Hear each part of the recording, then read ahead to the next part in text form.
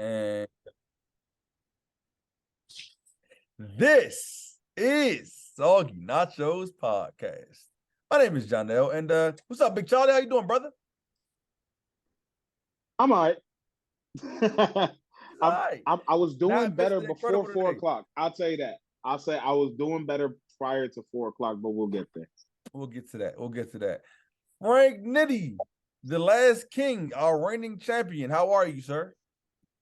I'm feeling very champion-y, you know what I'm saying? Ew. That's all. Very champion. Damn. Bad draft, not clever. What's going on here, man? So listen, we'll cut to the chase. This is the League of Champions. You know what I'm saying? 2023, 16-team fantasy football league. Yeah, I said it. 16 teams. And here's the thing, man. We had the draft. It was a live draft. Everybody came to my house. It was beautiful. First, let's start with that. The draft day was very fun. I really enjoyed it. My man, gracious commissioner, gracious host. First of all, my man, Week came. That was the biggest. You know what I'm saying? That was the my favorite highlight of the day, man. My man, Week came and this man. I was told by anonymous sources in the league we need to tighten it up. Like non-league members aren't supposed to be in the league. Isn't that what Mook said? Shout out to Mook, man. Mook don't really be liking when Wheat is there, man, because Wheat is rocking this shoe. And it might be that way because Mook may not have drafted quite as good this time, but we'll get to that in a second. First and foremost, Charlie, it looks like Frank is frozen down there. It just looks like he's actually gone now. Hopefully he'll come back and join us. But before that, now that he's hopefully by who? Continue. It's okay. Now that he's gone, we can talk trash about his team. How do you feel about it?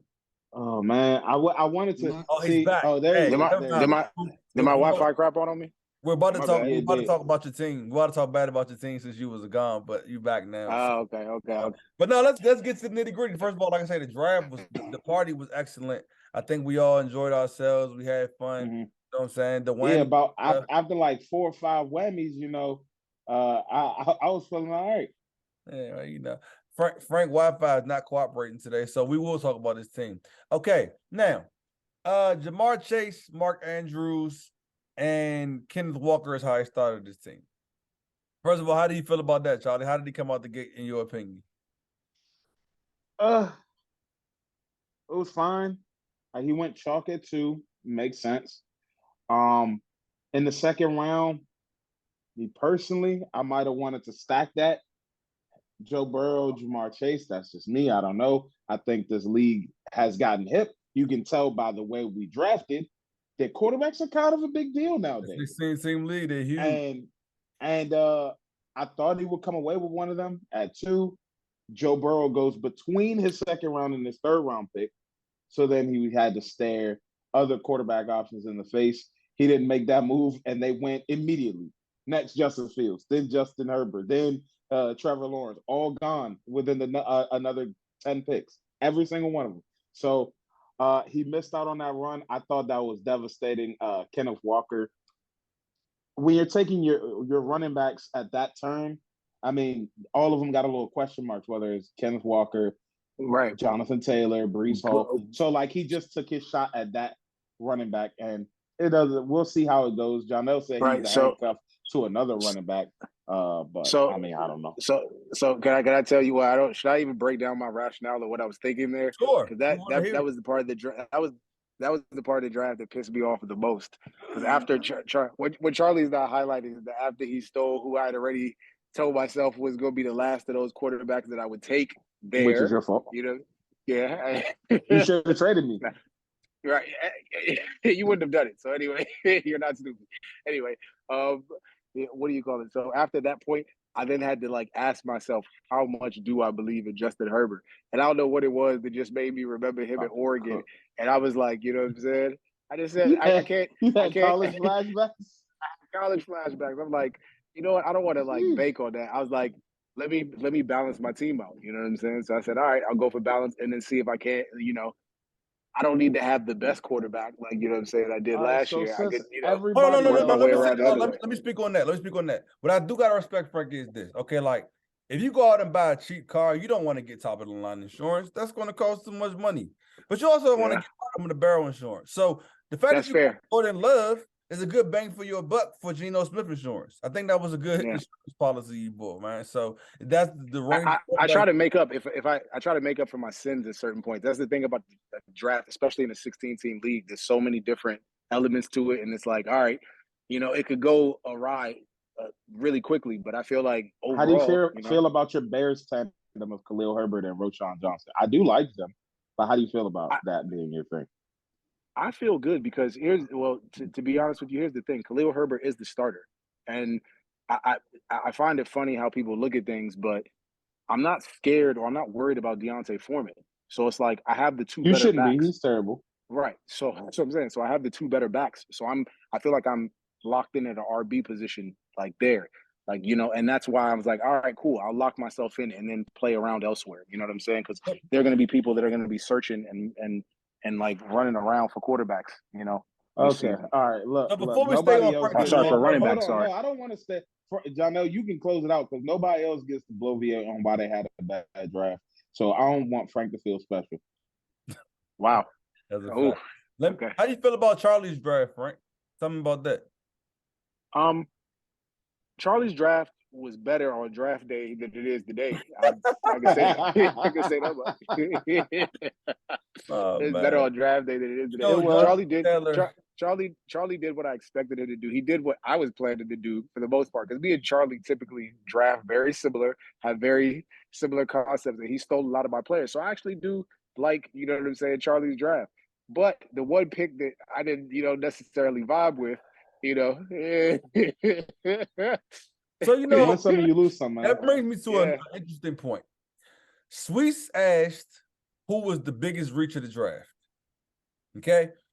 He asked who was the biggest steal and the biggest reach. So since you just brought up Charlie and alluded to the Jonathan Taylor, which one was a bigger steal? Jonathan Taylor in the third or Rick? You mean a reach, bigger reach? What was the second one you said? I couldn't hear you. Charlie was talking over you. Rick's taking Hurts in the first.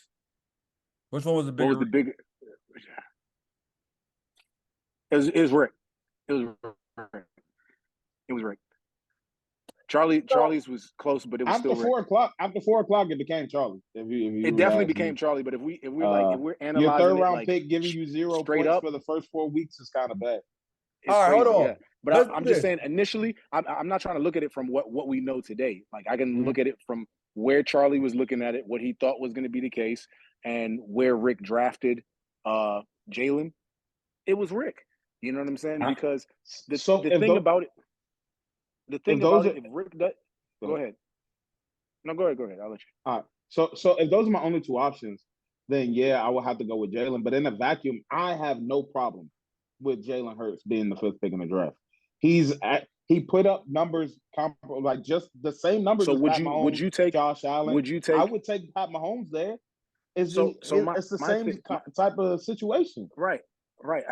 I, to be honest with you, my thing is the one reason I will agree with you because he had great, like he was steady, but he wasn't a game breaker because they didn't really need him to be a game breaker last year. Now, hopefully this year is going to be different. That's what I'm saying. This year he might play all 4 quarters, right? So then it looks like a great pick. But just in a vacuum, you know what I'm saying? I don't know. You know what I'm saying? But he has game breaker potential. So it probably was you in the third, actually, in hindsight, actually. Nah, it really was always you. Yeah, in hindsight, it was definitely you. But, I want to do this in orderly and not orderly fashion at the same time. So let's say this. What do y'all think? Who do y'all think had the strongest draft? It has to be between Big Marcus, or so basically, our former our most the most decorated player decided he was about to come out this year. Hey, look, Big Marcus came out and he really did his thing. Probably because Frank be saying that he's washed or something, or something like that. But Big Marcus is one of the sharper guys in the league. He always has been, and yeah, he hasn't got to the peak lately. But he's put together strong teams almost on an annual basis. He drafts strong, whether we like it or not. Like we cooked this draft last year, and it was actually pretty good.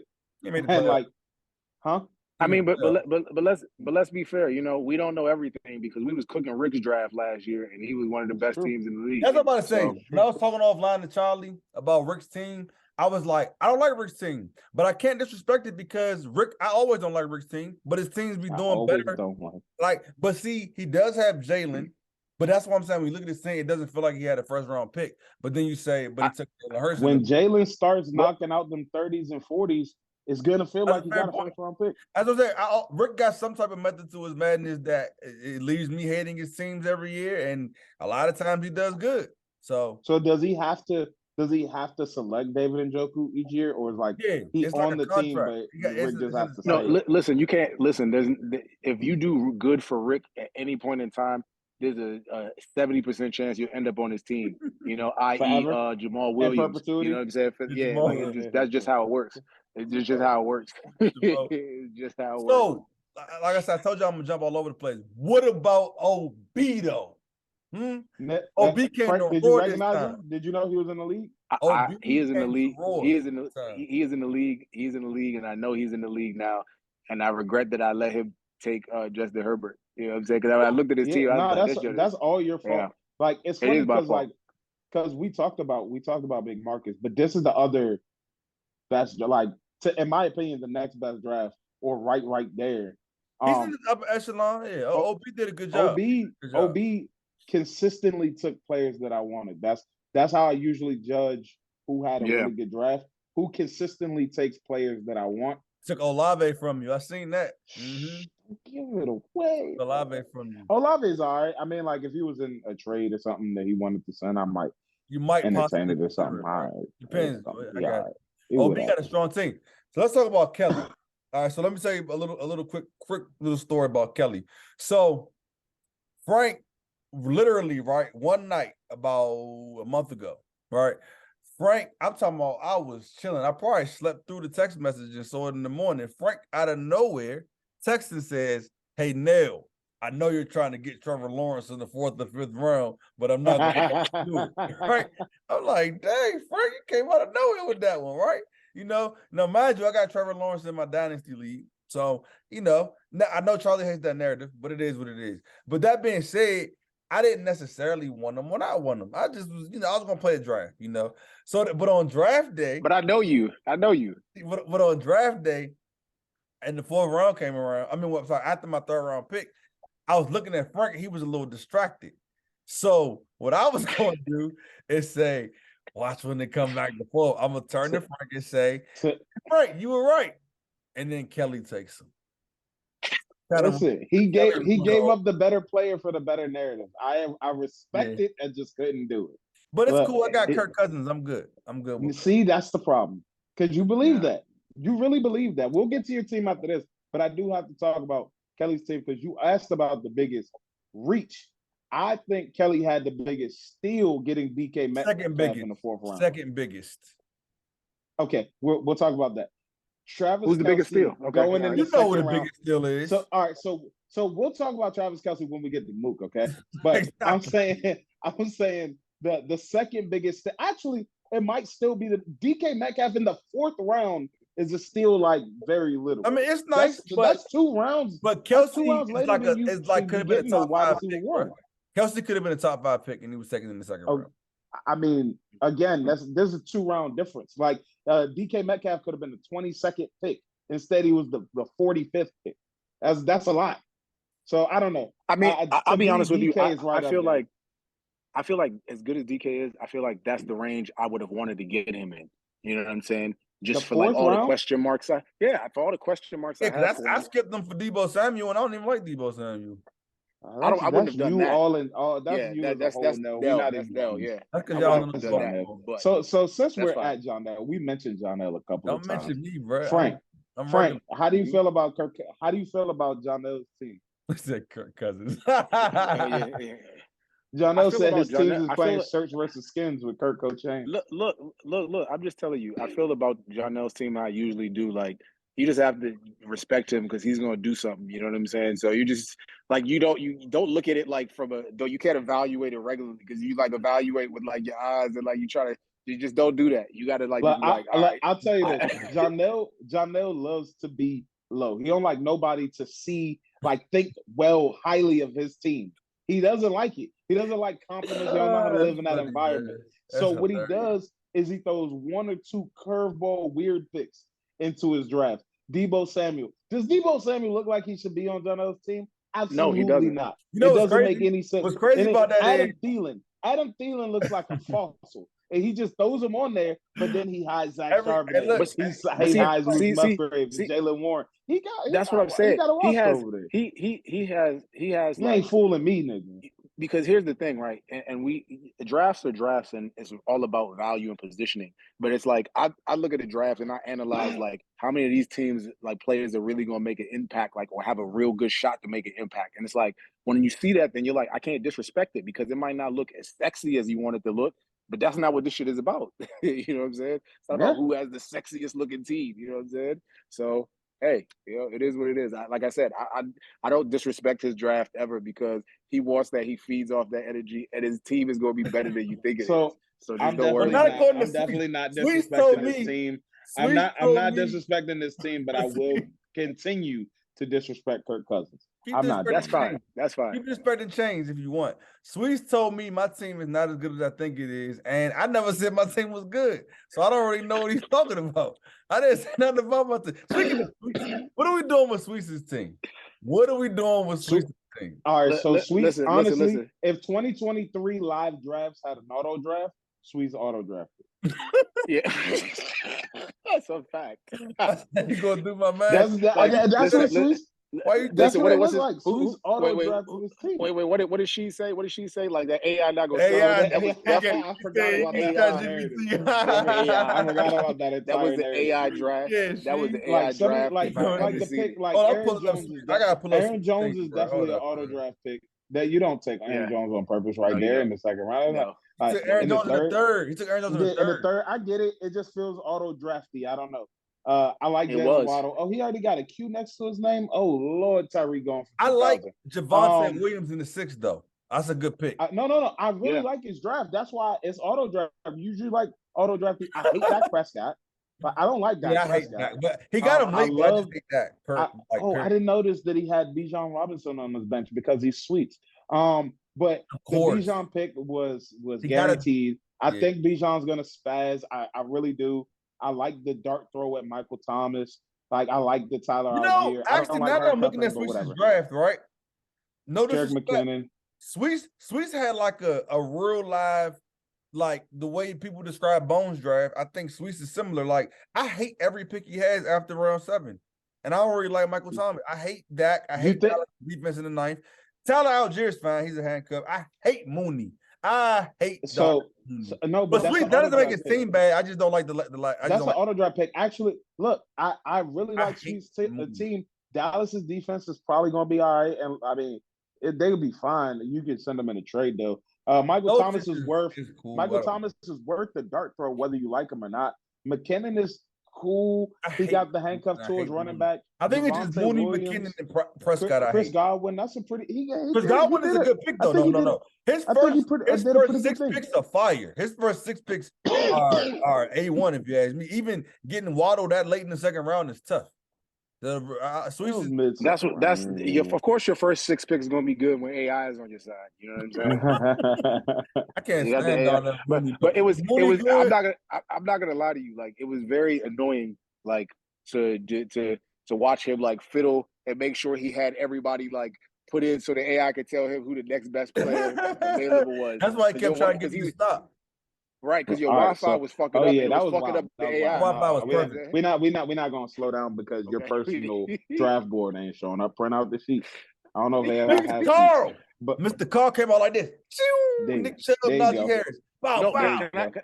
Can I tell you something? If we're gonna talk, we should talk about all of these drafts in a nutshell, right? Because the reason that Big Marcus probably had the one of the best draft, if not one of the best, and Mr. Carl also had a really strong one, and like everyone in that little corridor is because there was some people in the back half making some risque picks down there.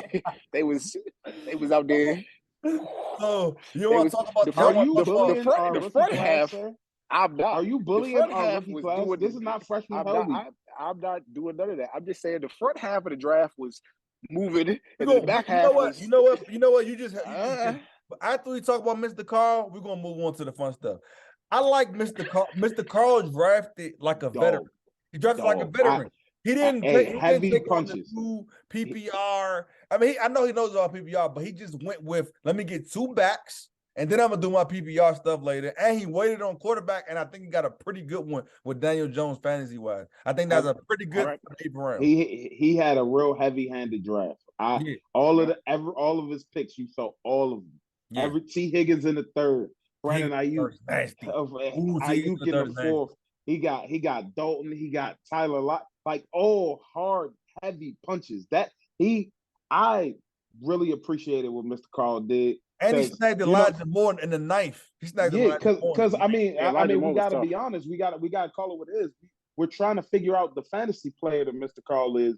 And first year, dog. Second year, kind of questionable draft. This looks more like year one.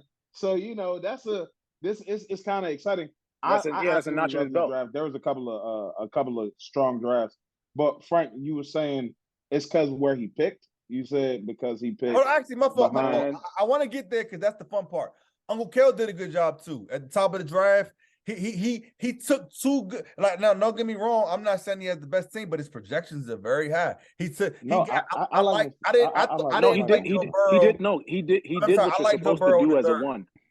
Right. He did what you're supposed to do with the first pick. Yeah, and so it's like even and I guess I forgot that he's a Washington fan because even some times where I was picking, I was just like, I don't know what he's thinking. But I'm like, nah, he's a solid fantasy player because I would think like I'd take one player that I really wanted to make sure I got, and then I think I'd maybe like after his pick it'll come back to me. Nope. Jahan Dotson. That Jahan Dotson pick was big, man. It blew me. It blew me. Yeah, no, I think he did the strong things and what wins in fantasy.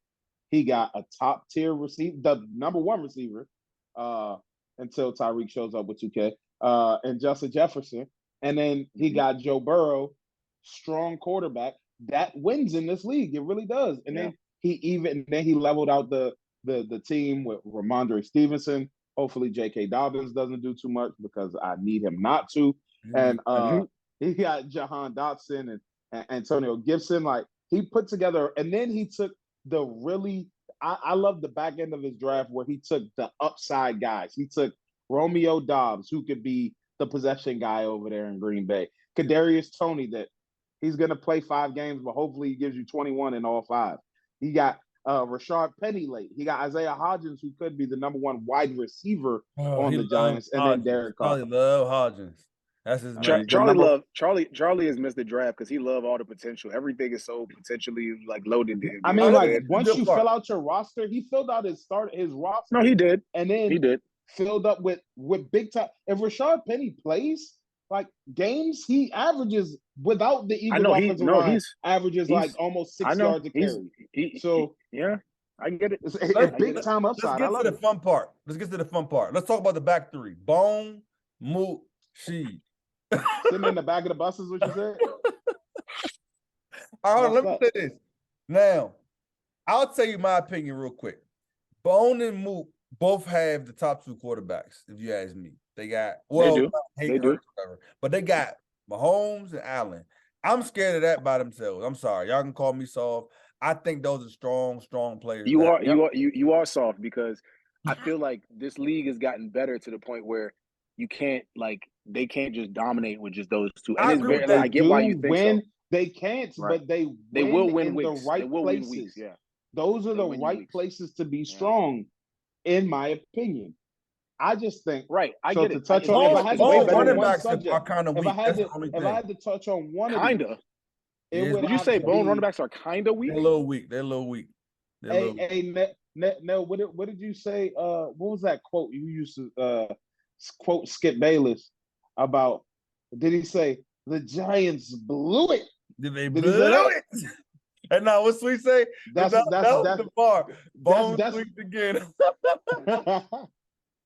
Can I say something? Can I say something? No, the Giants blew it quote. That's how I felt when I heard Devontae Adams' name come out of Moot's mouth. I thought the league was over. I just haven't seen teams with both Pat Mahomes and Travis Kelce, and I just don't know how you beat those teams. And when I saw that lining up, I was like, oh Lord, how you get 15 and get Mahomes and Kelsey? It's When I against saw all team that, building logic, can I but points. Oh can my I tell you word! something? When I saw that, I was like, damn, maybe I should have traded him for the 15 pick. I was That like, was, hold damn, how on. we and moving? it's crazy because Jeez. Devontae Adams. It's not like Devontae Adams is a bad player. It was a good pick. If Travis Kelsey wasn't there, if Okay, Travis hold Kelsey on. wasn't there, that was a good pick. I Now let's told talk Mook, I about was like, She you real quick wild because out we're with running out that. of time. Let's talk about She real quick. She is a wholesaler, man. He's a real estate guy. He gonna sell some of his assets and then pawn them off and build a strong roster. Because right now, they're a little weak-ish receiver-wise, but he got some see what strong running backs. So Listen, I see what he was trying to build, but I'm like, I got his logic, but I just He didn't. went one too many running backs. Just one. I don't know if you needed the Alvin Kamara part because even when Brees Hall fell to him in the third round, he did have to take him. That was the smart play. Yeah. It's just when you go, you're lacking at everything else. So for you to get back to your next turn and Nell, are you you looking take at his team? another running back the next turn, I think Yeah, that was a little too much. Now he has to make a trade or he's going to lose week one. And everybody knows that, just like the Colts and Jonathan Taylor. Can you read off Sheed's first 5 picks? Okay, Derek Henry, Josh Jacobs, Brees Hall, Mike Williams, Alvin Kamara. Those are the first picks. And this, how many teams are in it? How many teams are in this league? 16 whole of them. Okay. Yeah. Now, that's his receivers, Mike Williams, Michael. I just don't like Michael Pittman. He might be good. Sheed could go like he gonna have to figure out how to flip this because he could go 0-16. I'm sorry. What's it? Sorry. 0-13. He's not gonna go 0-16, but like I like how he zigged with everybody zagging. That being the case, he just zigged too far. Yeah, he did too and it's far. It's like so for me, if I was doing that, the trade would have happened before we left Upper Marlboro. You know what I'm saying? Like when you draft like that, the trade you gotta the trade. So it gotta happen. I'm not gonna ask y'all to pick y'all playoff teams just yet. We can do that in the text. We can talk about it because we need some time to digest this. But I don't want to leave without addressing Shu and Mo in the middle of the draft. How do you feel like that? See, I'm gonna tell you this. I think Mo got a good team this year. Shu has a boom and bust team. If you ask me, he got a boom. Because if one of his two quarterbacks pan out, Watson or Pickens, I think Shu got one of the strongest teams because he got CeeDee Lamb, Christian Kirk. Those are solid little receivers. But what I really like is Jahmyr Gibbs. That's what I think is a good, like a little piece to it. I'm saying if he has a quarterback, he has two good running backs. Jahmyr Gibbs was on everybody's board that's in the on this call right now. Facts. Yeah, Jahmyr Gibbs was big time. I like that pick. I don't know. But I knew I wasn't. But see, I knew I wasn't going to get Jahmyr Gibbs where he was going to go. So I didn't even. I don't know what quarterback. I don't know Frank, what CeeDee Lamb is with Dak. I don't know. I mean, CeeDee Lamb is a great talent, but I just don't like Dak Prescott, bro. I'm sorry, I just don't, bro. But maybe, CeeDee Lamb is that good where he's probably still going to be fantasy relevant. Yeah, that's. I said. Chu's team is like one of those boxes that just points you to death. Like he has a consistent high baseline of points with Christian Kirk and Dameon Pierce and Jahmyr Gibbs catching and Cortland Sutton being the number one. He just has a high floor starting lineup. I don't like Juwan Johnson though, but I don't like his bench too much. I don't like Juwan. I don't like Chuba too much. That's just so. What do we? Oh, he got Pat Fryermuth though. He got Pat Fryermuth, which is I don't know. What are we doing? So yeah, Chu does have a boomer bust team. What are we doing with Anton? Because I forgot about him. My bad, Anton forever. We get right back to him. I just want to talk about Mo because I got it up. Christian McCaffrey at 8 is crazy. Christian McCaffrey is crazy. Yeah. Now he had a couple good ones. Getting Christian McCaffrey and Garrett Wilson. I mean, Garrett Wilson could easily have been a first-round pick. Christian McCaffrey could have easily been the first pick in the draft. Yeah. Fired. Last but not least, Anton getting Mike Evans as far down as he did. Yeah, he did. I like that too. Because Sweet's got I would have loved his draft if he paired that Christian McCaffrey with Elijah Mitchell. But because he could have down there somewhere. I got my own feelings on handcuffing. I'll leave it alone. Here's the hold up. I get it, but it's just like in that position. You didn't like Anton's draft from the beginning, Frank. You didn't like Diggs from day. You didn't like that at all. He doesn't like Diggs in general. So yeah, that's true. So and then he got Devontae. To me, Anton's team. I'll say this objectively. It looks more like it's good, but I don't know if he's a playoff team. I wouldn't pick him to be one of my front runners for the playoffs, but his team's not bad. That's just my opinion. It's not the only team that looks bad to me. It's only two things that I personally think look bad, and that's Rick and Rashid. But like Rashid could flip it and make it better though. You know. So I just don't like Bone running backs. His running backs just are terrible. But that's what I'll say about little Anton. I like little Anton's team. I feel like it can be a middle of the pack or higher team because again, quarterback, receiver. I don't know about Bateman.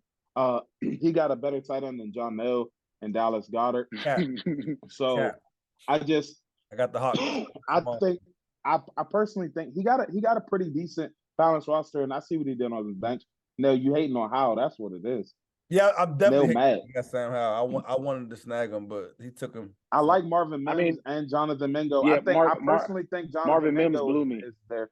Yeah, like those two rookie receivers could be the number one receivers on their team. No, so, Marvin Mims. I thought I was about to get a nice sneak win in the last round with Marvin Mims. Think that. I was watching you think that over there. That was pretty funny. But no, man. But so look. It only matters when the season play. You know what I'm saying? I mean, like I say, Rashid, I don't think his team is bad. I just think it's lacking. If he flips a running back, his whole team. Because I don't hate Tua as a fantasy quarterback. This is where like everyone gets caught up in the draft, and we are analyzing drafts. But this is where it comes time to be a player, and I think that like she got to get his value base right, you know what I'm saying, and understand where his weaknesses are, what he should be flipping his players for, and what their true value is, and get that done now. Then that could very much change, you know what I'm saying? But the one thing I will say is that this looks like the most even year I've seen coming out of the draft. Yeah, I'm not gonna lie. I gotta say this. I gotta be fair. I don't like Mook's team either. Mook's team a little. I mean, he got Mahomes. That's the only thing. What I tell you, he got. I told you he got 1.5 assets. Come on. Because I don't like Alexander Madison. I don't like those running backs. That ain't for me. Hey, those are upgrades to my running backs. I'll tell you that. And then we talk about people with bad running backs. Charlie's running backs now are probably the worst in the league. See, he down there with Mook got a gun though. He got Mahomes and Adams, but I don't like Marquise Brown. Nico Collins, and it's not getting a little dicey. Wait, can I ask you a question? Who is throwing Marquise Brown the ball? Josh Dobbs or something like that? I don't know. Somebody. Nah, I'm pretty sure it's Clayton Tune. Yeah, that's crazy. That's what I'm saying. Mook, I didn't make it's not like disgusting, but I always sure? Maybe this for week. We gotta do this for week.